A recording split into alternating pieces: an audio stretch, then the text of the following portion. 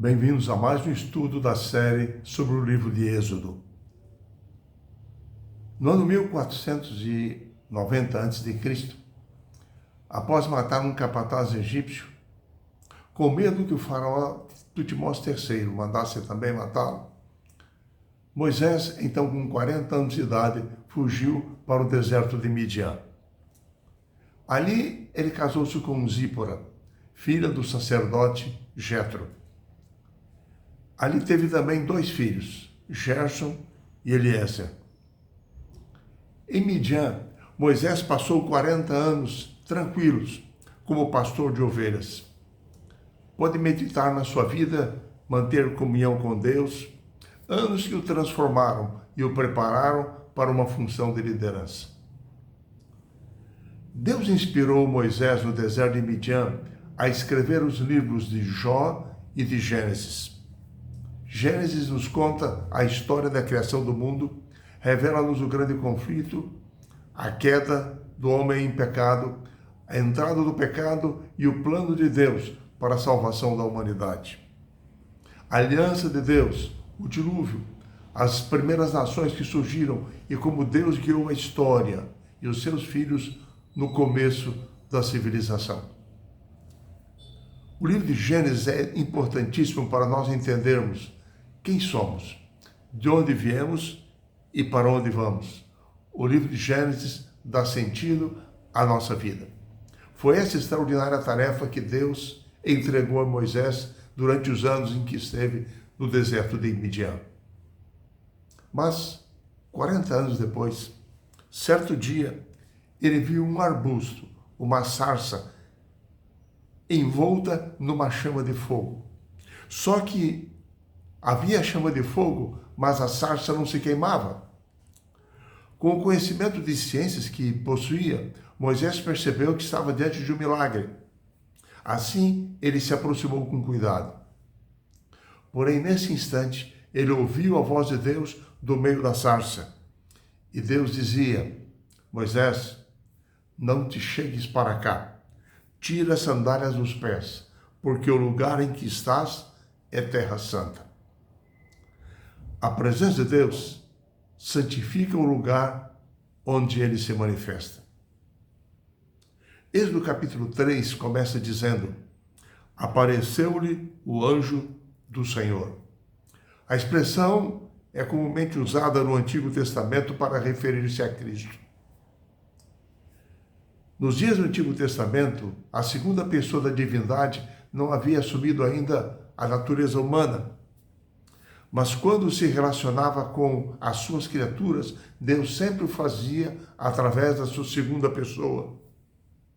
Como atesta, inclusive, todo o Novo Testamento, que nos mostra Cristo como aquele que apareceu como anjo do Senhor nos dias do Antigo Testamento.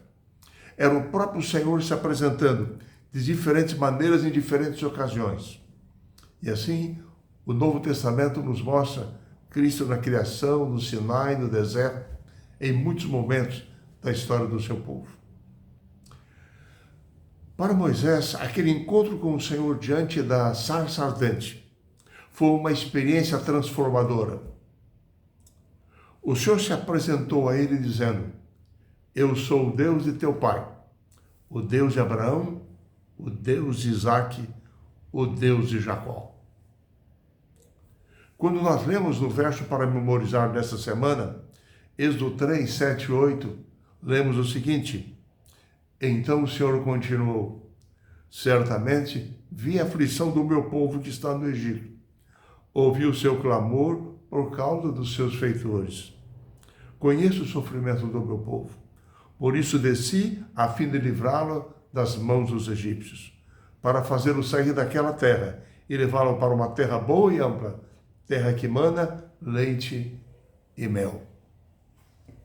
Deus mantinha a sua aliança com o seu povo. Assim, havia agora um chamado, um desafio direto de Deus para Moisés. E Deus diz na continuação: vem agora e eu te enviarei a Faraó, para que tires o meu povo, os filhos de Israel, do Egito. Deus o chamava para uma grande tarefa específica. E Moisés percebeu que aquele chamado exigia uma pronta e imediata resposta, positiva ou negativa. Mas ele percebeu de repente que a sua vida já estava mudada a partir daquele momento. Se ele rejeitasse o chamado, o desafio de Deus, ele morreria ali no deserto depois como anônimo, com todo o preparo que ele possuía.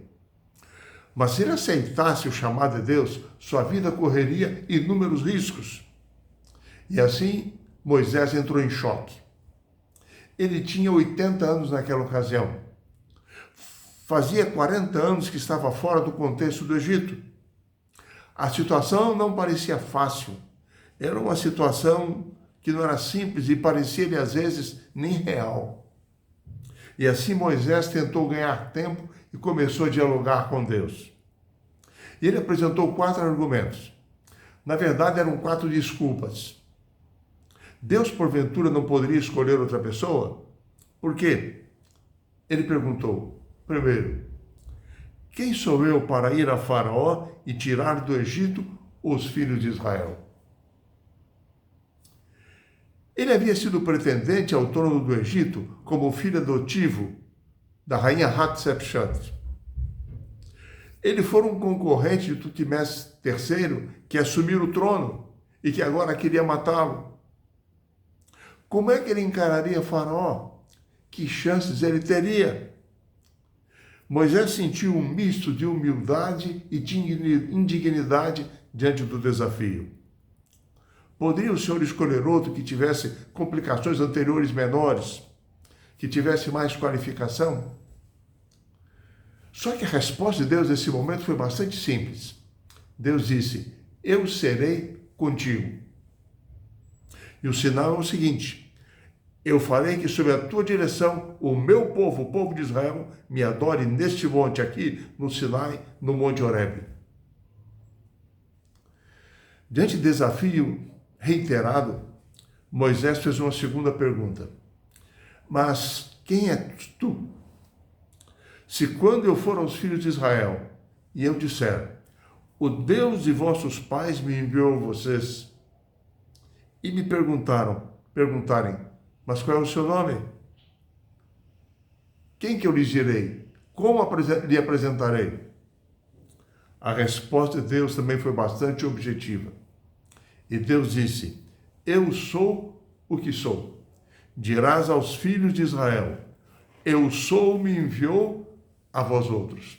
E em Êxodo 3:15, lemos mais o seguinte, assim dirás aos filhos de Israel, o Senhor, o Deus de vossos pais, o Deus de Abraão, o Deus de Isaque e de Jacó, me enviou a vós outros. O Senhor, este é o meu nome eternamente, e assim serei lembrado de geração em geração. Yahvé, o Senhor, é usado nas Escrituras como nome próprio de Deus. Traduzido em nossa língua como Jeová, aquele que ama, que cuida do seu povo. Um Deus eterno, pessoal, o verdadeiro Deus, o Senhor. Deus se apresenta na Escritura também como Elohim, que nós traduzimos como Deus, que é usado em Gênesis e muitos textos através das Escrituras.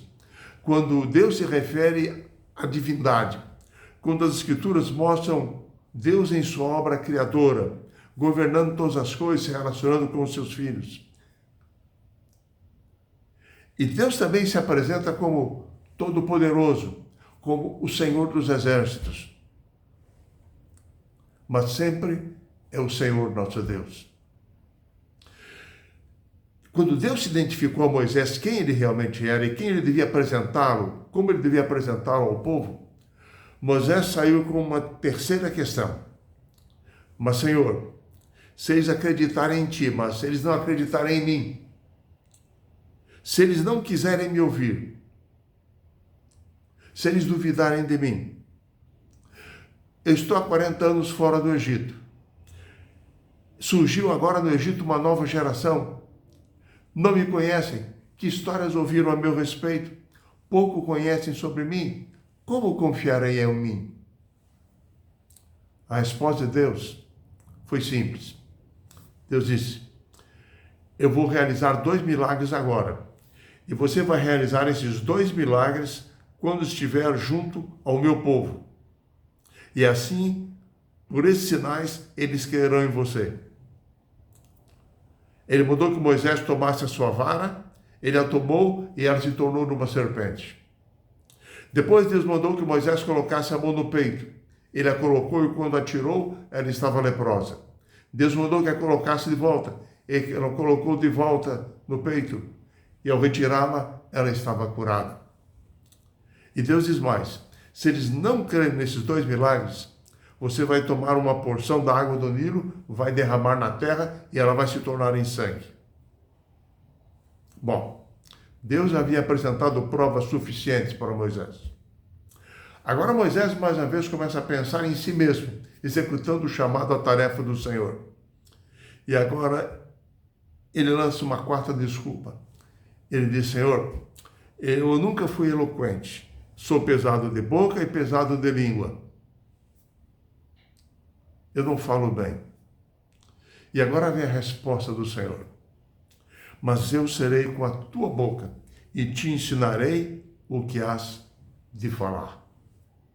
Diante de um ainda relutante Moisés, Deus reagiu com uma solução. E Deus disse a ele que escolher Arão, seu irmão, que era uma pessoa bastante eloquente, que Arão já havia sido contactado pelo Senhor para vir encontrar-se com ele. E assim Moisés falaria as palavras de Deus para Arão, e Arão falaria as palavras para o faraó. E assim, através de uma solução poderosa e prática, com promessas motivadoras, Deus queria mostrar a Moisés que ele era o chamado, o escolhido pelo Senhor para aquela gigantesca tarefa.